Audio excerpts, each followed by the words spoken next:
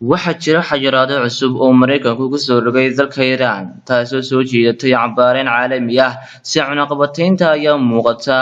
in laga dhex dareemayo saameynteeda gudaha dalka Iran si kastoo yahataba midowga Yurub waxa uu sheegay inuu ixtiraamayo heshiiska nukliyeerka ee Iran la gashay quwadaha caalamka haddaba su'aasha la isweydiinayo ayaa ah madaxweyne Trump awood ma u leeyahay inuu reer Yurub ku kalifo in ay ka baxaan heshiiska Iran oo ay maraan wadamada Washington arrimaha cunaqabataynta ayaa la hakiyay sanadii 2015 heshiiskii nukliyeerka ee xukuumadda Iran la gashay quwadaha caalamka balse madaxweynaha Mareykanka ayaa sheegay in Iran ayna la kulmi doonin wax cunaqabatayn ah haddii ay faraha ka qaado bacriminta uraniumka laga sameeyo hubka nukliyeerka sidoo kale waxa uu ku daray intaasi Trump haddii ay Iran joojiso waxa uu isagu ku tilmaamay garabsiinta argagixisada ka dagaalanta bariga dhexe aanay Iran la kulmi doonin wax cunaqabatayn ah